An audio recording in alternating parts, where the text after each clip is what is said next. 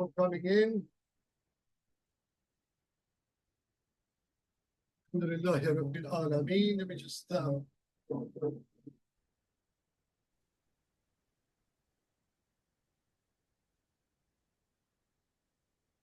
this down. Okay. All right. Who else is coming in? Good number of people showing up today. Hope everybody is well. In an interesting week. We're almost at the end. I estimate we got maybe about 4 sessions of this left. And then we are done with the book. So let us start to read. Section 9, principle concerning the reviewing, the reckoning, the taking of the books, and the setting up of the scales. Can everybody hear me okay? Because I had a problem earlier with the microphone. It's you can hear me? Yes? Yes, we can hear you. Okay, good. All right. All right, let's rock. All right, A. As for the reviewing of souls mentioned in the Quran at 11:18 and 8:48, etc., this is like passing an army in review so that one can know the soldier's actions in the field. You have only learned that all the creating things will be united in a single place. Then, just as the different ranks of an army are recognizable by their insignia, the wrongdoers will be known by their marks, just as the good men will be known by their intentions. It is reported that the Prophet, may God's blessing and peace be with him, was asked about God, saying, may he be exalted, then he will receive an easy reckoning. And he responded that easy reckoning is the reviewing, for whosoever is examined in the reckoning is also punished. B. Now, as for the reckoning mentioned in some 40 Quranic verses, this is an expression for the accounting of all the details of numbers and quantities of men's good and evil acts and intentions, so that their sum total and final amount may be known. It is in God's capacity, may he be exalted, to reveal to the creatures in a single instant the final outcome of all the particular details of their actions, the sum total of the results of their various good and bad acts, and the effects of every one of their deeds and intentions, whether it be great or small. For he is the speediest of reckoners. Asra al-Hasibin. As for the extended duration of the reckoning and men's lingering in their torment, which is not due to any slowness on God's part, is because men's essential selves are unable to comprehend so speedily all the particular details of their thoughts and deeds, and cannot arrive so quickly at the final outcome of their reckoning. C. And as for the taking of the books, you have already learned that these are the books of men's souls and the pages of their hearts, and that some of these are exalted and some lowly, some are given to the right hand and some to the left. As for him who is given his book in his right hand, then he will receive an easy reckoning, and he will be returned to his people rejoicing. This is because the blessed, truly faithful man, whose heart is illumined with the light of true faith, is purified from any corruption in his inner being or any defect of his innermost self. None of the other creatures has anything to be reckoned against him, because he's not distracted from his constant attention to the world of noetic sanctity by any concern for his security in this world. It is because of this that he said that as for him who is given his book in his right hand, he will say, take my book and read it. Surely I suppose that I would meet my reckoning, so he will be in an agreeable life in a lofty garden. For he is the one who truly and inwardly knows the other world, the gathering and the reward, one who knows well that he will encounter his reckoning and his book, because the supposing mentioned here has the meaning of absolute certainty and firm conviction. But as for him who is given his book in his left hand, then he will say, would that I had not been given my book and did not know what was in my reckoning. This is because he was distracted with this world and its pleasures and diversions from the other world and its goods and joys. Now, as for him who is given his book from behind his back, Then he will lament and call down his own destruction, and he will be burned in blazing flames. As for calling down his destruction, this is because of his soul's binding connection with transient and perishing things. And he will be burned in blazing flames because the books of the sinners and hypocrites are like blackened and ruined sheets of paper, capable of being canceled and replaced and written over again, which deserve to be burnt up in the fire of blazing flames. But as for one absolutely devoid of true faith, he does not even have a book at all. And as for the hypocrite, when he is asked whether he has true faith, he cannot get by with the formal profession of religion, which is accepted from the feeble-minded and simple folk. For he is the one whom it was said he did not have true faith in God, the Almighty. In this class of inner hypocrites are included the polytheists and atheists, and those who make God of no real account, since in their inner being the hypocrite must be one of these three. For there, as has been mentioned, the outward, purely formal profession of religion will avail him not at all. Note that this book mentioned at 8410 is something other than the book of the deeds of the sinners. For this is the book of those who, when God has made a covenant with them, were given the book and commanded, show it forth clearly to all men and do not hide it. But they threw it behind their backs and sold it for a small price. This is the book of noetic perfection sent down to each man, not the book of his deeds. Because when he threw it behind his back, he supposed that it would never return. That is, the word supposed here means that he was firmly convinced, as in his saying, that which you suppose concerning your Lord has destroyed you. But on the day of the rising, it will be said to him, that is so to the hypocrite, take your book from behind your back, that is, from where you had thrown it during your life in this world. This is like his saying, may he be exalted. It will be said to all the hypocrites, turn back behind yourselves and search for light. E.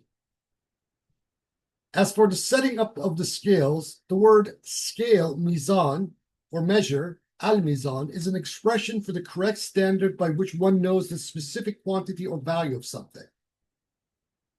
A measure may be a specific instrument or it may be something else, but the measure of the thing is always of the same kind as the thing it measures. Let me take a sip of this. Hence, the measure of the other world is not the same as the measure of this world, nor are the measures of the different sorts of knowledges and actions like those scales used for weighing bodies and weights. The scales of this world and of the other world are no more alike than the measures of wheat, barley, curds, or syrup are like the measure of poetry, which is its metrical patterns, or the measure of thinking, which is logic, or grammar in the case of syntax and inflection, or the astrolabe and the movements of the heavenly bodies for quantities of time, or the plumb line, or the perpendiculars, or the compass and ruler for circles and straight lines, but mind is the measure of all things. In sum, the scales of the other world are of another sort than those of this world, since the books and pages of men's souls are placed in them and then weighed with them. And among what has come down from our Imams, may peace be with them, on this subject, there's the following related by Muhammad ibn Ali ibn Babawayh, by the Imam Jafar as-Sadiq alayhi salam, was asked by Hisham ibn Salim about the meaning of God saying, may he be glorified and exalted. We shall set up the just scales on the day of the rising. He replied, these are the prophets and their appointed heirs, the Imams. Know that every action of the body or the heart, every memory or intention is placed in this scale, and nothing else can always be entered against each of these acts and balance it out, except for the word of the assertion of divine unity, symbolizing the saying, there's no God but God, La ilaha illallah, when spoken in complete sincerity. Because every action has its contrary in this world of opposites. But the assertion of divine unity has no opposite except for polytheism. And these two things can be combined And these two things cannot be combined on a single scale because the enduring certainty of divine unity cannot be joined with its contrary in a single heart, nor can it be followed by its contrary in the same subject. Now, just let me stop here for a minute. We can take this, given what we have read of Mulla Sadra, is not so much a theological statement, but we can take it as even an ontological statement. So that to say La ilaha illallah is the affirmation of the unicity of being, right? So the wahdat al-wujud. And this is how the tahleel, the La ilaha illallah, should be taken in this particular context. So rather than asserting the existence of numerous beings or wujudiyat in the superlative sense, we speak of a single being. And within that, it is possible to acknowledge that God, the presence of God, that Hadratullah is inhabiting every form, every effigy, everything, right? So let's go on. As we have intimated earlier, the soul of the truly faithful man who truly realizes the divine unity is no different from the soul of the complete unbeliever in its substance and essence, that the two actually differ in species, not simply as particular individuals. I framed this very problem in my own 29th chapter of the Fusus al-Hikam, where there's really no difference between the believer and the unbeliever. Both inhabit the reality of the divine name Al-Hayy, the living, but the difference between one and the other is that one can see the contents of this faith, while the other one is incapable of not only beholding the contents of its own faith, but to perceive the content of the faith of others. That is the difference between the believer and unbeliever, according to me. In short, there is nothing at all, whether saying or deed or intention, that can match the equal the word of divine unity on the other side of the scales, much less begin to outweigh it. Because of this, it is related from Abu Abdullah Imam Jafar al-Sadiq that he said, just as nothing in the way of externally good action is of any avail when accompanied by unbelief, so also nothing in the way of misdeeds can be of harm when accompanied by true faith. And Abu Samit reported the following from the Imam Jafar alayhi salam, may peace be with him. He said, God will surely pardon the man of true faith, even if he should bring something like that. And he gestured with his hand to indicate its extent. I asked him, even if he should come with great sins as great as those forms, even if he should come with sins as great as those forms of the heavens, mountains, and other enormous objects, then he replied, yes, by God, even if he should come with such forms as those. Then he said, yes, by God, 2 more times, and it is reported from the Prophet, may God's blessing and peace be with him, that the man of true faith will enter paradise even if he should commit adultery or steal. And I think people should refer to that note by Morris as part of the qualification about what that means here. That's note 235. Now, know then that the bodily activities, both good and evil, are all entered among the things on these scales. As for the inner actions of the soul, they cannot be measured in any sensible scales. Instead, they are weighed in terms of justice, which is the scale of judgment concerning inner meaning and reality. For the sensible is measured by a sensible standard, and inner meaning and reality is measured by its own appropriate standard. This is why a man's acts are weighed according to the way they are written in the book of his soul. The last thing of all to be placed in the scale is a man saying, praise be to God, Alhamdulillah, and this is enough to fill it up. This is what the Prophet, may God's blessings and peace be with him, alluded to when he said, praise be to God, Alhamdulillah, fills up the scale. And among those subtle insights revealed to the true knower is that every man's scale is precisely proportionate to his inner and outer actions, being neither too large nor too small. Number 10. Principle concerning paradise and hell. Al-Jannah wa Jahannam. It must be known that the paradise that our ancestor Adam and his wife left because of their sin is different from the paradise that is promised to the God-fearing. That is because this later paradise only comes to be for the individual after the destruction of this world, the passing away of the heavens and the earth, and the end of the period of the world of movements and changes. Yet these paradises coincide in the reality and level of being and dignity because both of them are together and by essence devoid of life and everlastingness. Unlike material things, they are not being continually renewed and transformed, not transient, evanescent, and forever passing away.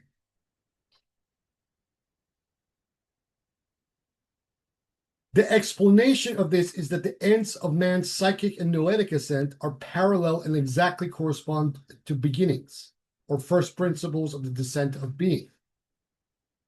And that physical death is the beginning of the soul's movement of return to God, just as physical life is the end of the movement of ontic descent from God. For every level of the different ranks of being in the arc of ascent has its exact counterpart among the ranks of the arc of descent. The philosophers and the true knowers have likened these two claims of being to the two semicircular arcs of a circle as an indication that the second returning movement was a sort of turning around or reversion and not a continued straight motion. Now that this has been established, you must know that paradise or the garden is actually twofold. There is the sensible garden, the soul, and the noetic garden.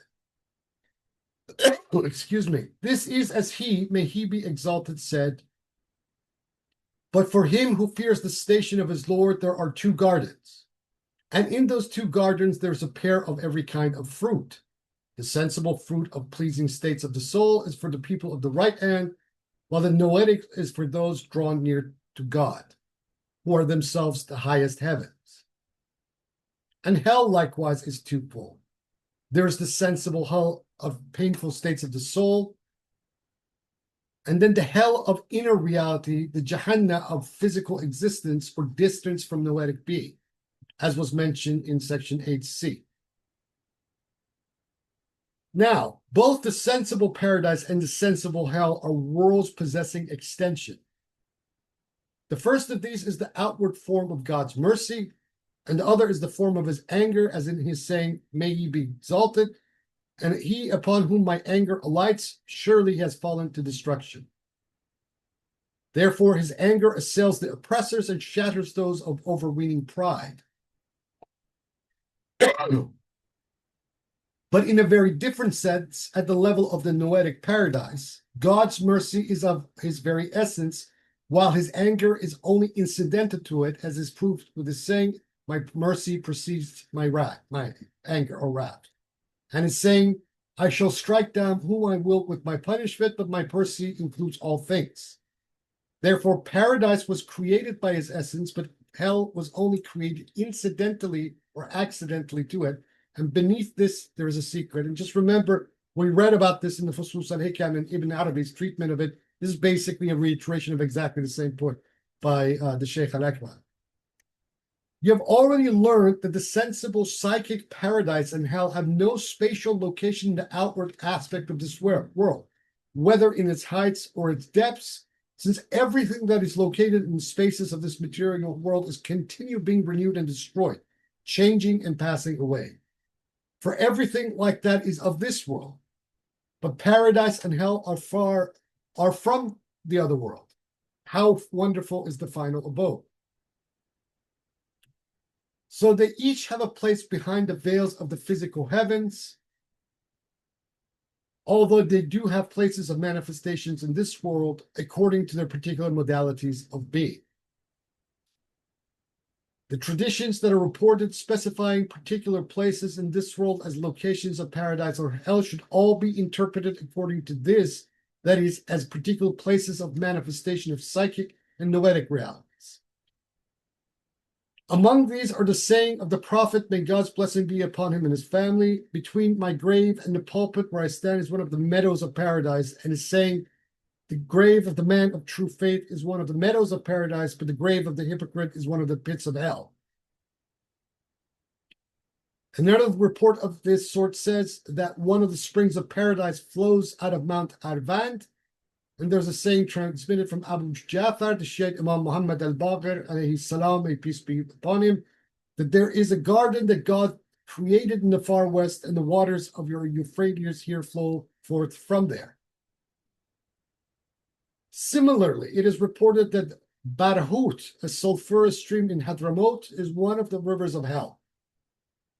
Traditions of this sort are very numerous and differ widely in their external expressions. We have mentioned the proper way to reconcile them in our book, Al-Mabda wal-Ma'ad, the origin and the return. The amazing thing, though, is that any reasonable man could doubt the actual reality of the state of being of the other world and of the sensible psychic paradise and hell, and yet not doubt at all what he has seen in his own dreams.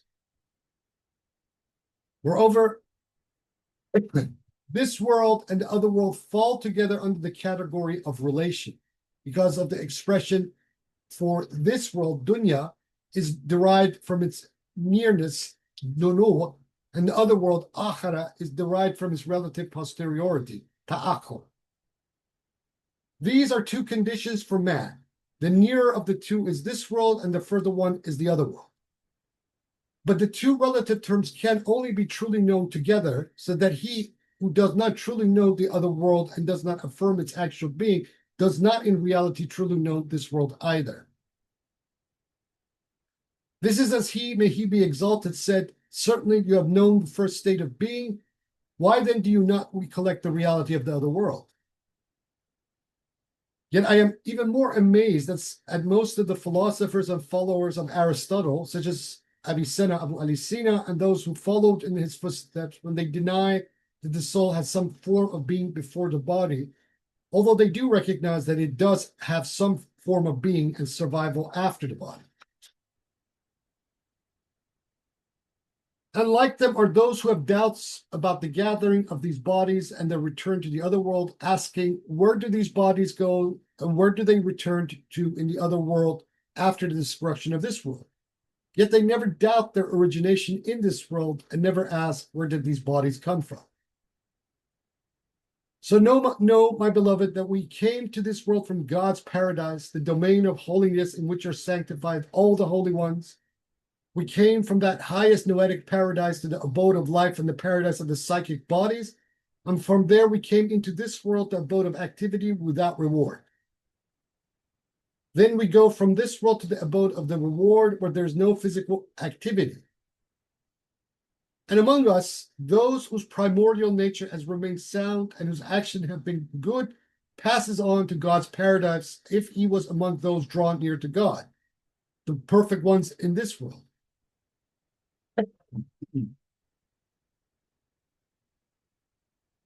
Or he goes to the paradise of life on the plane of the soul if he has one of the people of the right hand. But he whose actions were evil and whose heart was darkened by the ignorance of the noetic nature of being remains beneath the hellfire of God's anger in Jahannam, abiding there for as long as the heavens and the earth endure, except for what your Lord wishes. Surely he is the doer of all that he wills. One of the people of unveiling, Ibn Arabi, said, this is from the Futuhat al-Makkiyah, this quote, no, may God safeguard both us and you, that hell is among the most prodigious of the creations. It is God's prison in the other world and is called the Jahannam because of the great depth of its bottom, since the Bedouin Arabs called a well Jahannam when it was extremely deep. It contains terrible heat and cold, both of them to the most extreme degree, and between its highest and lowest point is a distance of 7,500 years. It is an abode whose hot winds are a scorching fire, and with no fuel for their flames but men and stones, which they have taken as gods. These are set on fire by the jinn, as he, may he be exalted, said, its fuel is men and stones, and is saying they will be thrown over into it, they and the temperatures and the armies of Satan altogether. Now, one of the strangest things reported from the Prophet is that he was sitting one day with his companions in the mosque when they heard a thunderous crash and became frightened. Then he, may God's blessing and peace be upon him, said, do you know what the terrible crashing was? They answered, God and his messenger know best. He said, that was a stone dropped from the top of Jahannam, hell, 70 years ago. Just now it reached the bottom of Jahannam, and the crash was the sound of its falling down here. And he had no sooner finished speaking that there arose the sound of crying and screaming in the house of a certain hypocrite who had just died and whose age was 70 years. Then the messenger of God said, God is the most great. And so his companions realized that this stone was that man, and that he had been falling down through Jahannam ever since God had created him. When he died, he ended up at its bottom. For he, may he be exalted, said, surely the hypocrites are in the very lowest level of hell. Behold now how marvelous is God's speech, and how fitting the prophet's description to his companion. And those were sections 9 and 10 of this third mashriq. And now the floor is open to whoever wishes to speak. Anything clarified? Any revelations, insights, whatever you want to talk about? Floor is yours.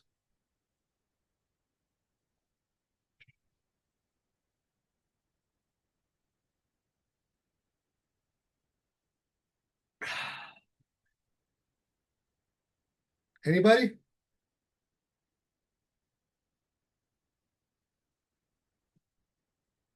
Come on, somebody go first.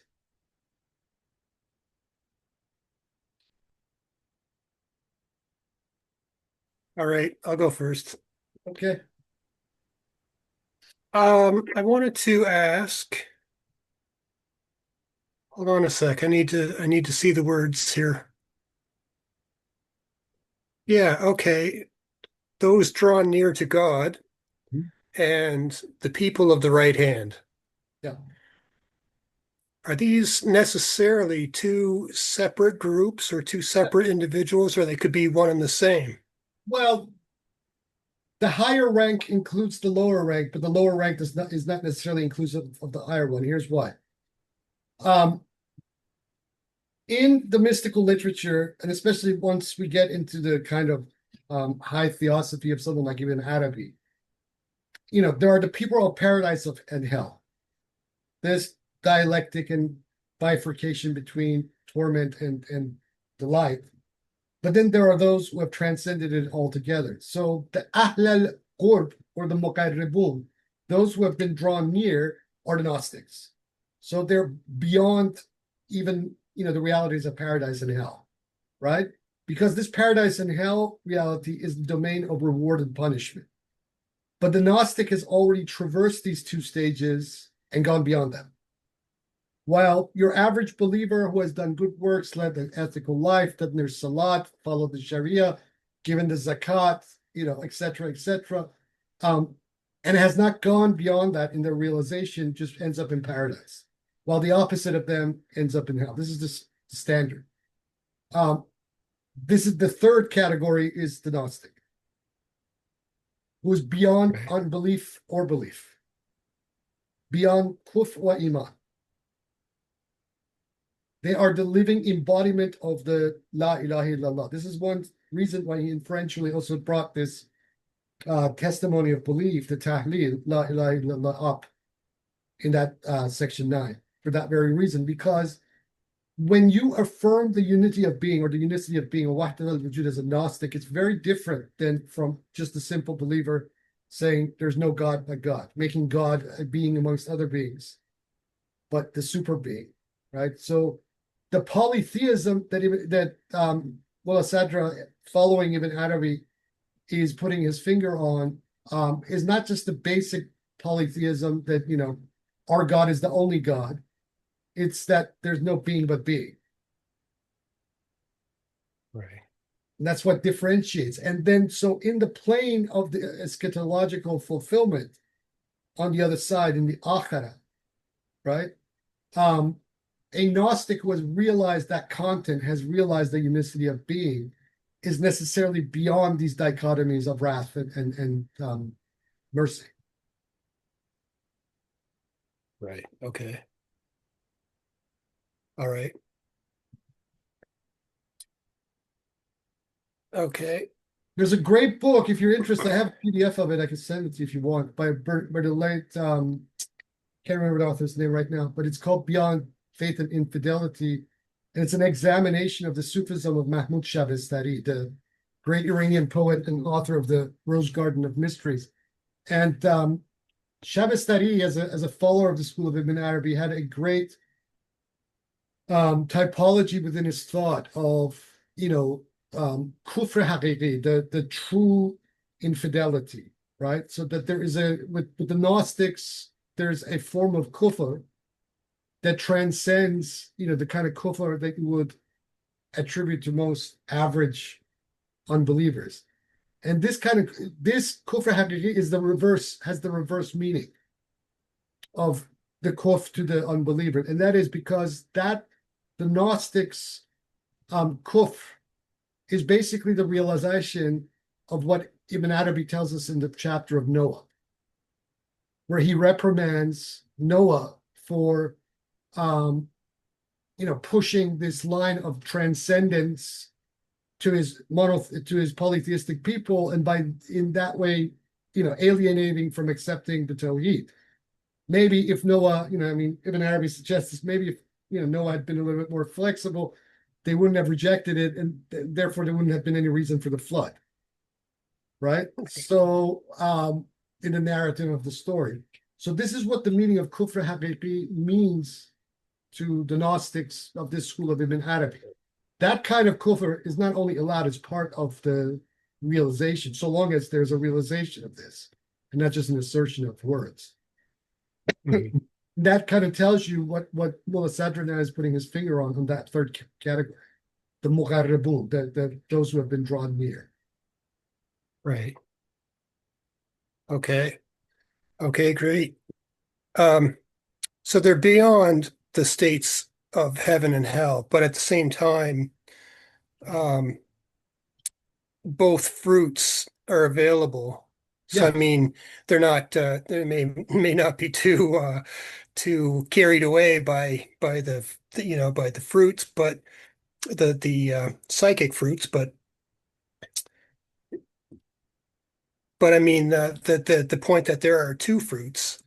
You basically answered it in your very first sentence of your response. Those who are drawn near to God include the lower rank, but not the other way around. Higher rank. Those drawn near to God are the higher rank. The muqarrabu. Qurb means near. Right. And those of the right hand, the people of the right hand, Ahl al-Yamin, are the people of felicity, of just paradise and heavenly delight and that sort of thing. So they just get the low-hanging fruit. Yeah, they get the low.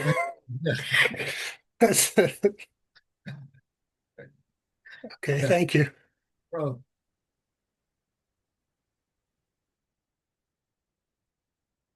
Sidi, as a follow-up to this, the two ayah which are quoted in the end, خالدين فيها ما دامت السماوات والأرض, they will be there forever, as long as the heavens and earth exist.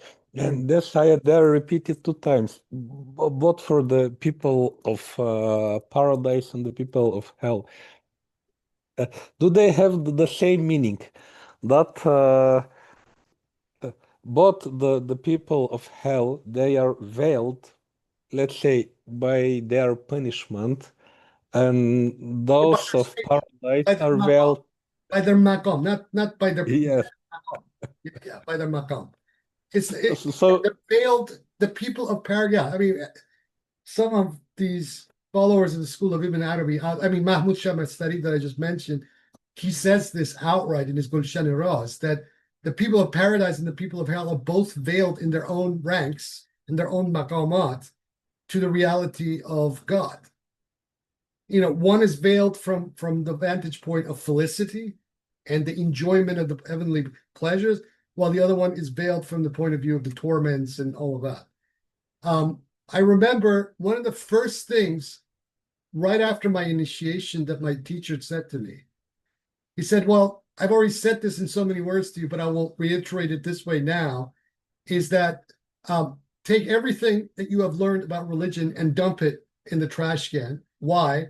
Because everything that we know about religion is going to now be experienced. So you are going to actually experience the reality of both hell and heaven. And lo and behold, that man spoke unalloyed absolute truth, because I went through a noetic and emotional and a personal hell for years, and then simultaneously I would experience its opposite in my own paradise.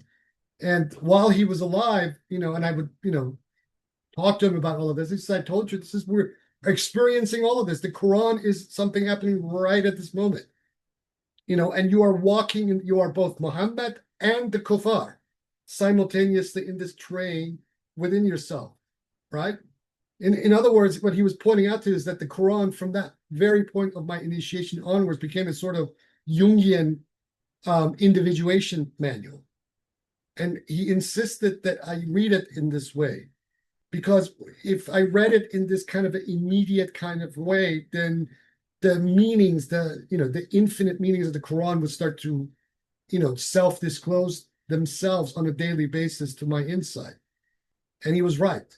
So in this process, this initiatic process that went for quite a while, including, the years after he passed away, I was living the reality of the narrative of the stories of the Quran on a daily basis. I was both the mu'min and the kafir.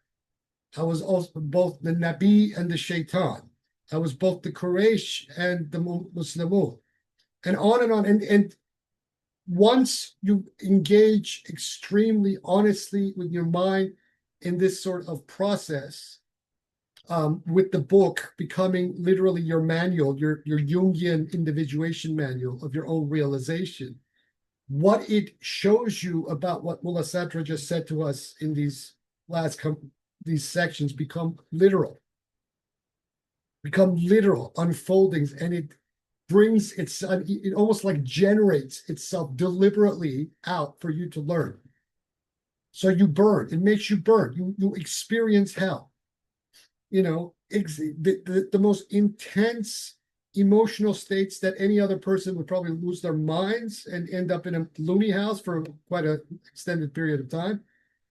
Alhamdulillah Rabbil Alameen, the All High in the lineage sheltered me from that sort of thing, but I experienced all of this.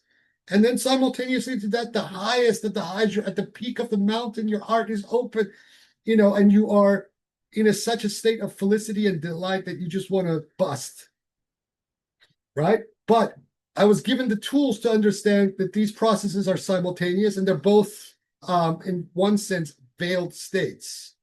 The process is about to integrate these things as one. That is the process of the Tawheed.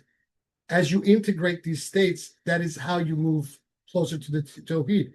And once you have come to the proximity of the true Tawheed within yourself, then these states become one. So the pain and the pleasure are just basically seen as a continuum of the same. And that's why now when I read either Ibn Arabi or Mulla Sadra, some of the things that they are saying, I have actually experienced. And it's like, I know this is literally true. It's not just symbolic or, some kind of a flourish in metaphor. These are things that you get to experience for yourself very deliberately. So this is how it should be taken. For a Gnostic who is doing a proper suluk, they need to both experience and transcend these paradisal and hellish states within themselves. And in so doing, as they seek to, then they understand the nature of both, the noetic nature of both.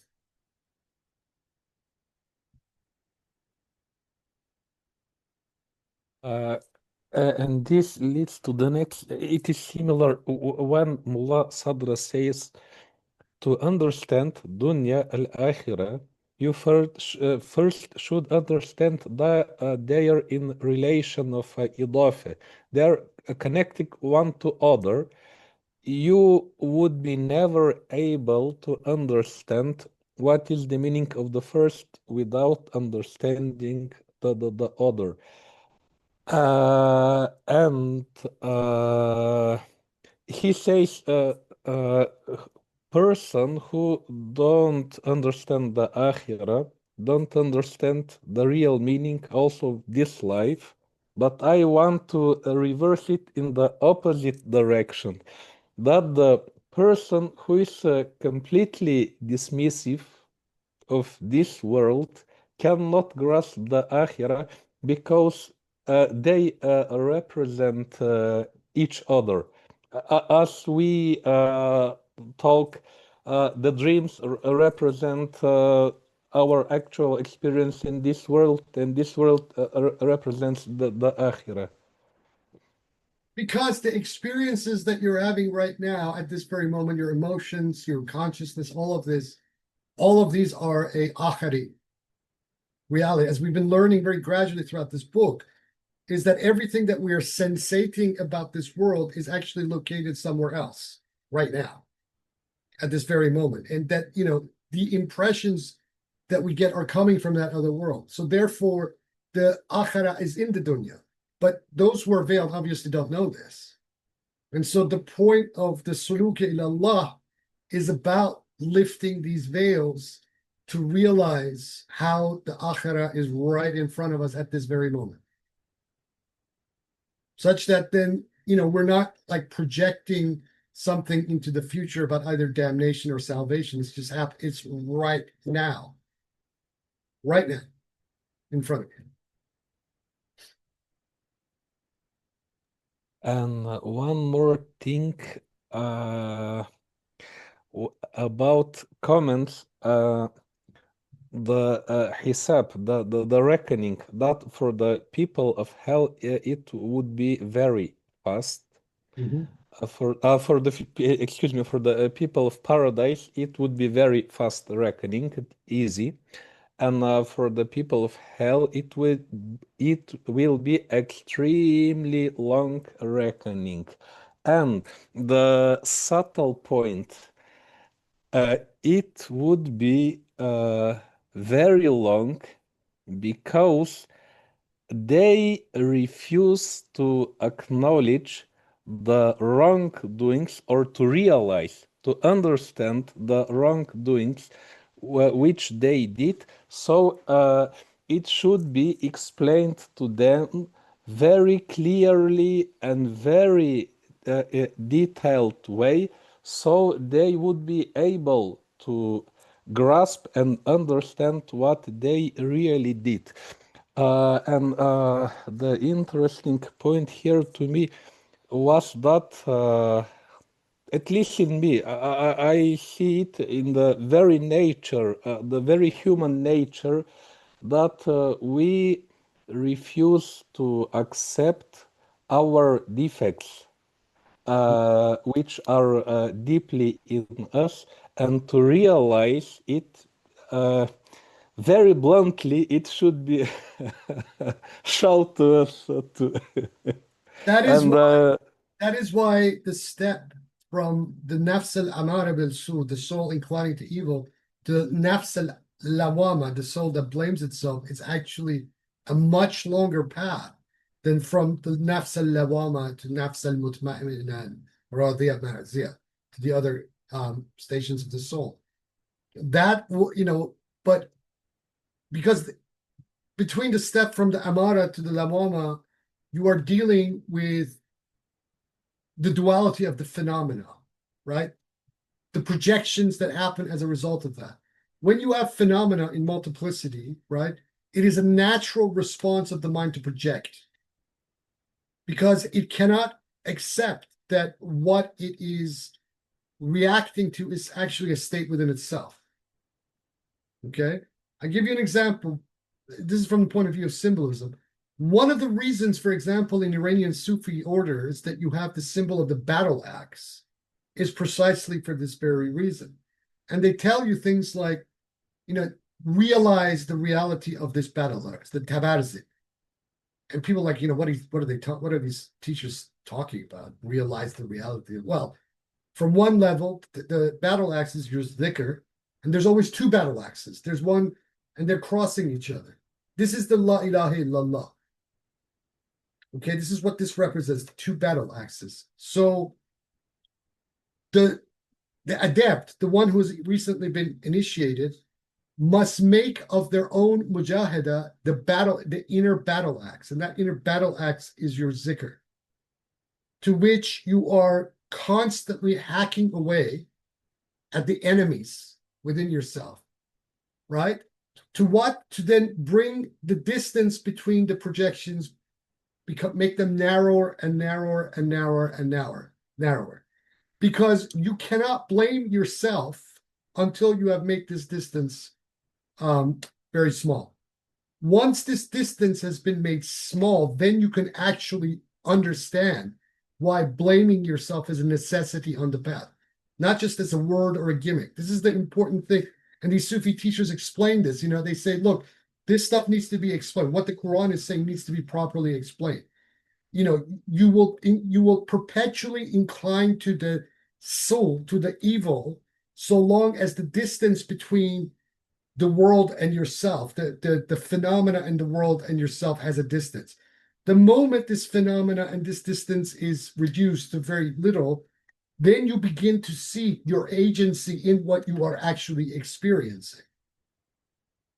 This is the thing. Now, a lot of the New Age and even the Jungian stuff talk about this stuff, but they don't give us the mechanics in truly comprehending it ourselves. So once this distance has been made very remote, at that point, then you can engage in the self-blame, the lawama. And then you very speedily, by the grace of God, bi'idhnillah, you make the next step. You start to step into the mardiya and then razia and mutmaina and all the rest in that sense. So these mechanics have to be understood properly. And that is one of the reasons for the symbol of the battle axe in Iranian Sufism. Thank you very much, Sid. You're very welcome.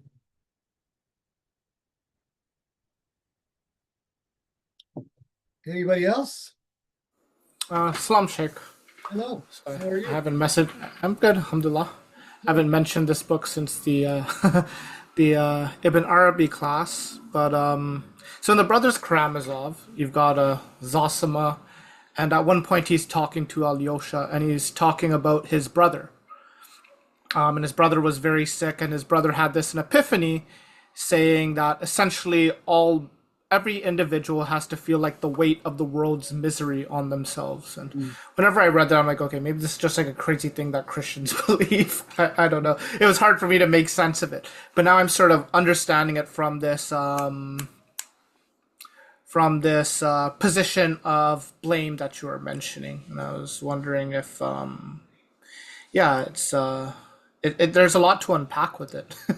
There's a lot of unpacking, and that unpacking becomes the path itself. Right. Let me put it from this perspective. In my opinion, and this is the perspective of Iranian Shiite Sufism as a whole, that sacred events of the past have actually no meaning at all, unless the adept literally experiences them for themselves. So, you know, what is it to you that the tragedy of Karbala happened? Or what is it to you that, you know, there was this brouhaha in Mecca 1400 years ago? What is it to you? You know, how does that impact your ascension? And we don't mean by any kind of a religious vocation, but by a real noetic ascension. And until this is understood, these stories mean nothing. So the carrying of the weight of the world, unless a given Christian Gnostic steps into the reality of Christ themselves, carries that cross through the path of Calvary, and is crucified, then their resurrection into the noetic reality of their own Christhood will never occur, let alone for them to understand what the reality of Christ even is. Dostoevsky, in a kind of roundabout sort of way, not this explicitly alludes to it, because Dostoevsky had this extremely Gnostic penchant. We know this about him, but he kind of alludes to this sort of thing in that story of the brothers Karamazov without explicitly coming out and saying it. So, you know, step into that reality, carry that cross, bear it, and then you will bear the weight of the world on your own shoulders as Christ in your own phenomenological experience of that reality. You become the Jesus of your own being. Right, And then that you makes will a lot of understand what sense. that means. Yeah.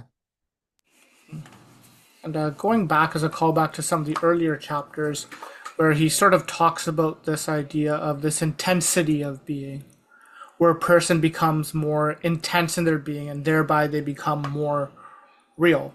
And what I'm understanding about the day of return is that everybody's sort of brought back to the full intensity of their being without, having all this detritus that sort of accumulates with us. And I was wondering if this was also a good way to think about it in terms of this Sure. intensity and this gradient of being. Yeah, for sure. For sure. Rania says, identity cultivation occurs in the structure of personality, the inner work. Then you get the rest of her message. Can someone else read the rest of her message? For some reason I can't get the rest of her message. So what I read is identity cultivation occurs in the structure of personality. The inner work has to accept an awareness into a new threshold of meeting one's quote unquote essence. Being is a continuous process of becoming at one with, I'm presuming, your essence. Yeah. Bottom line. So from this perspective of the archetypes, that behooves an initiate to move into that paradigm consciously for themselves. Right? So this is why, for me, it was recommended that I basically take the Quran and make it into a Jungian individuation manual, and to let then the book itself teach me what it means by its own archetypes, and not to historicize anything. I mean, you can do that, on one part of your mind, but when you're engaging from that angle, you need to even at some point, you need to strip the historicization as well. And look at it as something, this is your mirror, the book is your mirror, and you are going to realize its contents as a manual.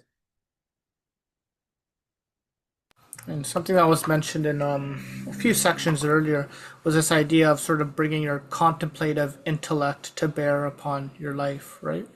Yes.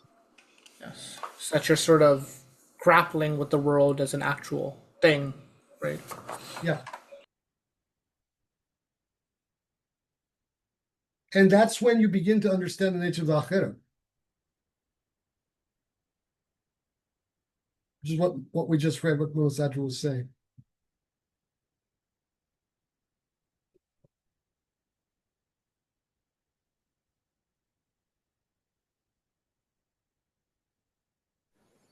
Yeah, I lost your voice there for a second.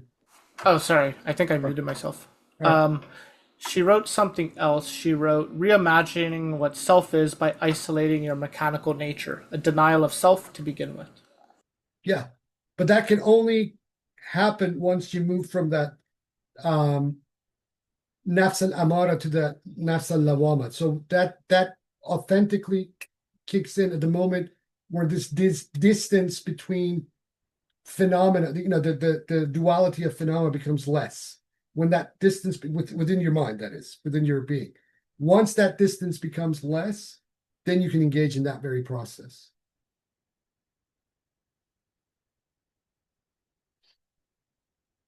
Okay, great. Thank you.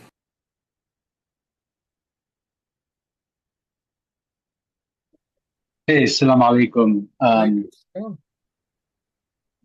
I think this is all very illuminating. And I want to maybe bring it back a little bit to something that we read in Mashriq 9, the hadith of Abu Samit about Imam Ja'far alayhi salam. So when he's mentioning that there is a state in which God will pardon you, even if you have committed adultery or stealing, that's a very interesting statement to make, especially from the point of view of the exoteric Sharia. I'm wondering, are we talking about the literal sins that people can do of committing adultery or stealing? Are we talking about psychological conditions or spiritual conditions? What's the difference at that point? Whether it be done from the point of view of the mind or from the point of view of the flesh. But the caveat that he doesn't mention, but it's kind of implied, is the Toba. Right.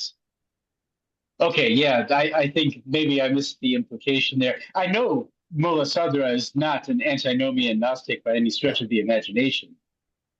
So for him to narrate this, I wanted to unpack that a little more within how he understood it. He probably understood it in the same sense, and this runs across the board in all of the Sufi orders. You probably have to do it too with the Nimatullahis. One of the first Hmm. oaths that they require you take before even the initiation symbol occurs is that you make the statement Atubu amri ilallah inna Allah basir bil ibad, or astaghfirullah min kulli dhanbin wa atub alayh. I seek the forgiveness of God and turn towards it.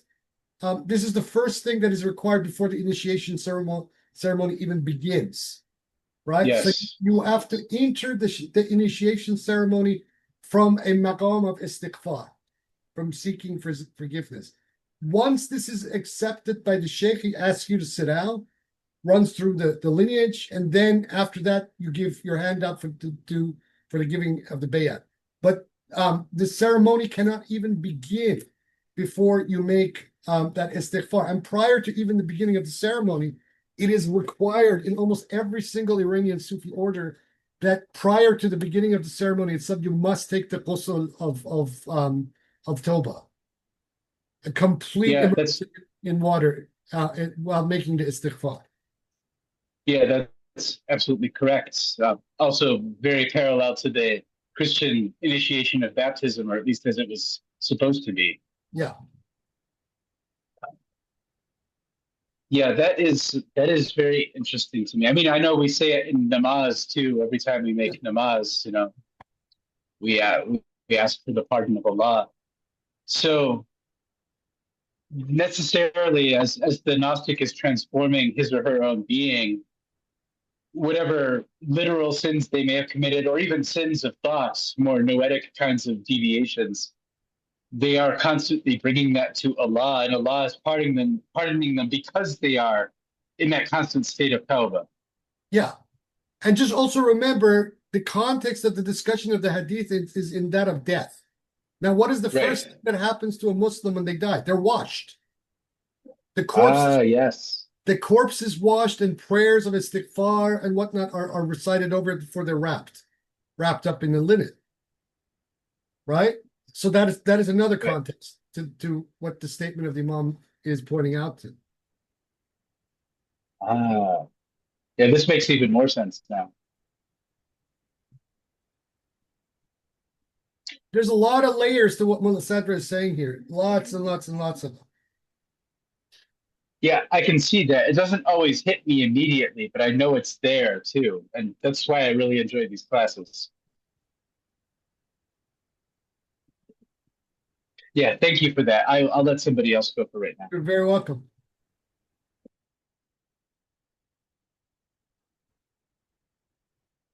Was saying we haven't heard from you for a while.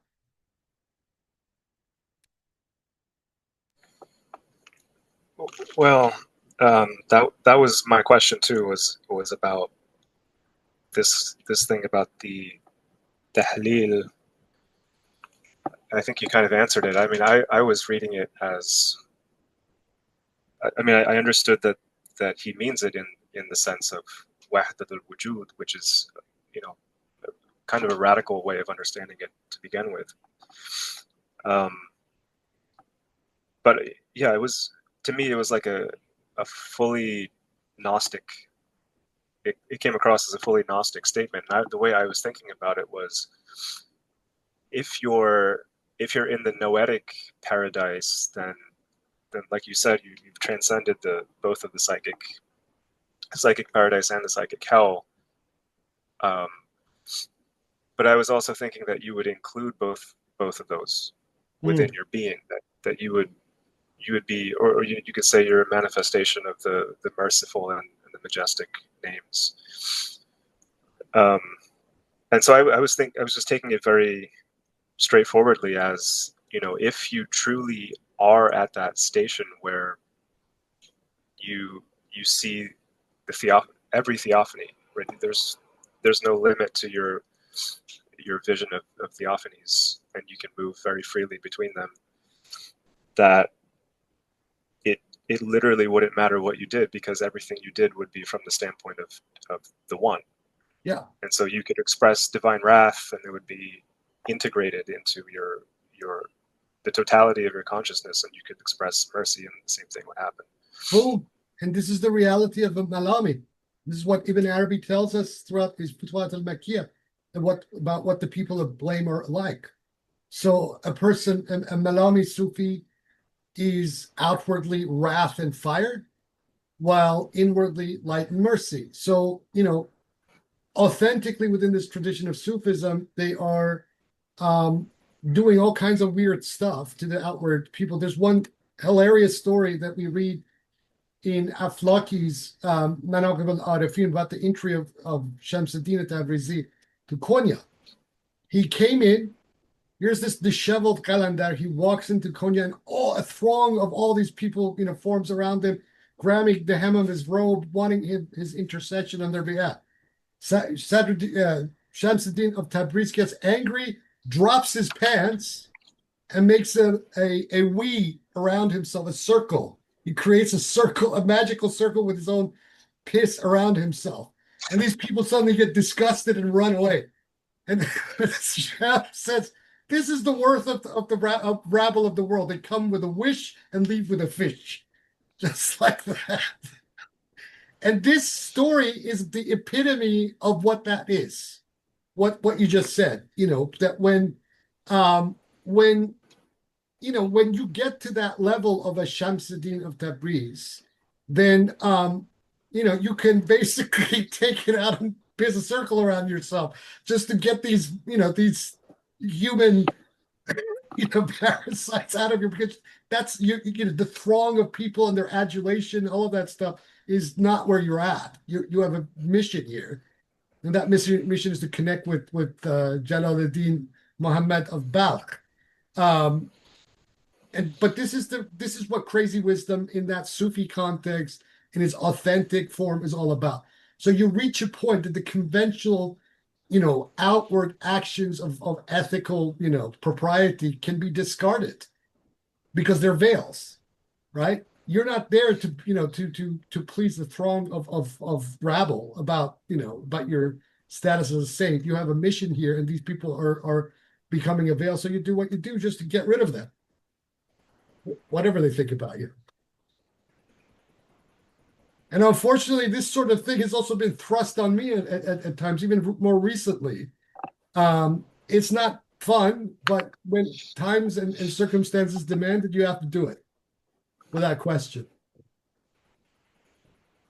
And that is a station where it's actually God acting through you, is acting through the Gnostic for a determined end. Yeah. Well, in that case, I have a hard time seeing how, despite Morris's footnote, how the implications of this aren't antinomian. It almost seems like they're antinomian from one vantage point, but they are fully within the universal nomos of things from another vantage point, right? Cutting illusion to size is actually the most nomian thing that you can probably do, because that illusion and delusion itself is antinomian, right? So if you perform a crazy act that basically tells these people who are wanting to adore you to get lost, as Shams of Tabriz did, this is actually establishing an order, a proper equilibrium and balance to prevent these people themselves into falling into something that they shouldn't be doing. I see. So it's going to the source of the law. It's going to the source of the law. Like, for example, let's take another example. You're a parent. You have a toddler who's walking, and they're about to fall off the ledge. You grab them by the hand and even lightly slap them on the hand. Don't do that, right? Because if you do it, they're going to fall off, right? The child starts to cry. Wah! Okay, you won't do it again. It won't go off the ledge and fall off and lose their life. So that little act by the parent of reprimanding the child, though that's your child, you love it, it's your heart and soul, yet by lightly hurting it, you're warning it of the danger of its action if it walks off the ledge and falls off the balcony. That's interesting. Yeah. I don't have kids, but I just got cats. Okay. And so I've been experiencing this in my own way. But there's an interesting distinction there too. You know, it's like you doing it, reprimanding someone for or a cat for something because it's going to hurt them versus it's inconvenient for you. It's just something I've been noticing is that I can be motivated by different things, and that might be the different or related to this difference between, you know, the realized Gnostic expressing those attributes of ignorance and someone else doing it, whether it's from that It all integrated. is all dependent on the level of the awakening of the actor. This is the crux of the matter. If there's no awakening, then there's blame. But if there is awakening and the action is being performed with a very deliberate intent, you know, to establish a sort of balance or prevent something from happening, that sort of thing bad, then there is no blame accrued to it.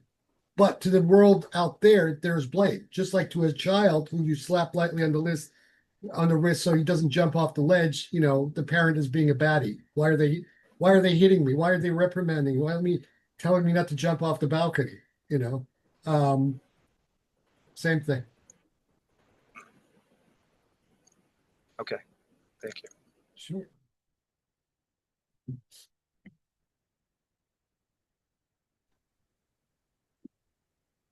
Shane? Just wondering about the Gnostic who transcends heaven and hell. What's the scale for heaven and hell, for that to reward or punishment is justice? What's the scale for the Gnostic? Is it truth or love, or what's all of the above? They're you know, truth and love at that level are the same thing. Mhm. And just remember that this concept that Mulla Sadra tells us, which comes, by the way, out of Ibn Arabi, Ghurb, the nearness, the proximity. This is what this is all about. So love and truth become literally the same thing, and they become completely not only proximate to it, but they annihilate in it. Sorry, what did you say? What annihilate? They annihilate. They are annihilated in it. Yeah, they're you know, their persona is just completely annihilated in that reality. It subsists by it. The fana and the bada. Within the haqiqa, and the haqiqa is the hope or ishq, Yeah. and it is the truth. All the same thing.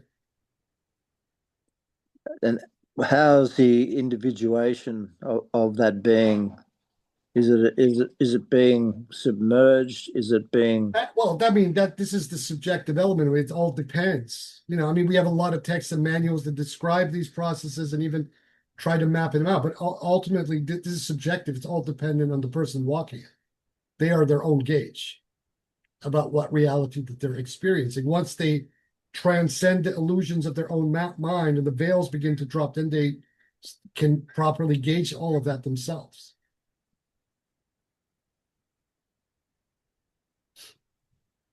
And what's their relationship to other beings that are in this higher rank? Well, there comes a point that this relationship becomes a relationship of seamless flow. There's no separation to these higher beings. Their being becomes an extension of those beings. Are they like a we rather than separate eyes? Yeah, it starts to take on a we quality. Yeah. Which incidentally is one of the things that Ibn Arabi tells us about the nature of the plurality of the names and why we have the imperial we in the Quran. His marker is that whenever the essence speaks in the Quran, it speaks from the point of view of I, but whenever the names and attributes as a collective speak, it is the we, the imperial we.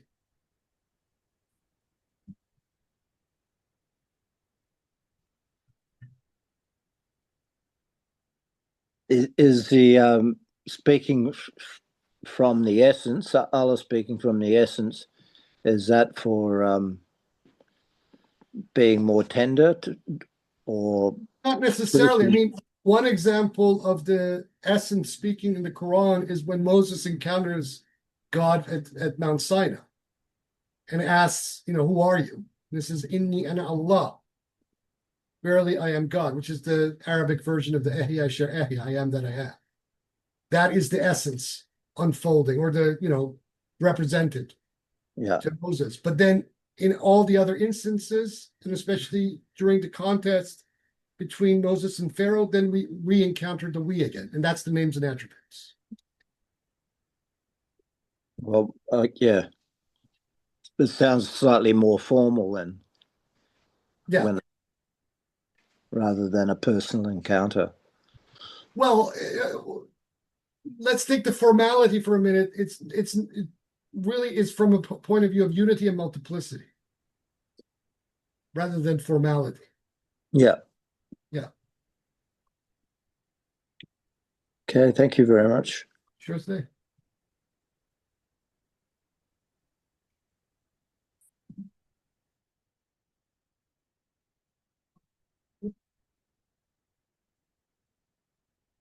All right. Unless somebody has another question or another thing they want to say for next week, let's read 11, 12, and 13 together. And this will be for our next session, for session number 24, as we start to move to the very closing of this mashriq and basically the end of our course. But now we sort of have a gloss on all of the things that Mulla Sadra has previously said. So we have clarified, what these definitions of all of these are very clearly, what he means by paradise and hell, and all the rest of it. And so by this point, pretty much everything that he said in the first mashriq and then the second mashriq should start to kind of really gel about their intentionality now as we're getting towards the end of this book, and what this means. So Mulla Sadra's ontology, or the ontological eschatology of Mulla Sadra starts to become very evident as to what the meanings to all of these things are and how immediate it is for everyone. In any case, let's leave it here for this week. And as always, come back together next week. I should mention, if you read the note I put in the chats, there is a real discussion about doing a retreat for the Sohrawardi course. It's right now in the planning stages, but I think that if this can be pulled off, and for anybody who can make it there, I think it would be a very beneficial thing. Obviously, it's going to be experimental during the first time, but I've basically started to put together a curriculum how we're going to do this. I think it will be quite a interesting retreat. If it was possible to do it for 40 days, we would be following the Sohrawardian curriculum. I would probably then hand everybody a copy of the Hikmat al-Ishraq at the tail end of it, because that's what Sohrawardi tells us to do, to do a khalwa and then read the Hikmat al-Ishraq. But seeing that, that's not practical and we can't do it that way because all of us have lives and families and jobs and children, etc. A 7, 8, 9 day kind of retreat, working with the prayers to the planets, I think is probably the optimum way to go. I'll keep you all posted on how this comes together. More than likely, it's going to be done here, either in Byron Bay, because there's all these various retreat centers that can be hired out for something like this, or something similar. But I'll keep you all posted on the details as we get closer. I don't think it will happen within the next 6 months, but some point where maybe even in January, February of next year, we're looking at as a possibility to make this happen.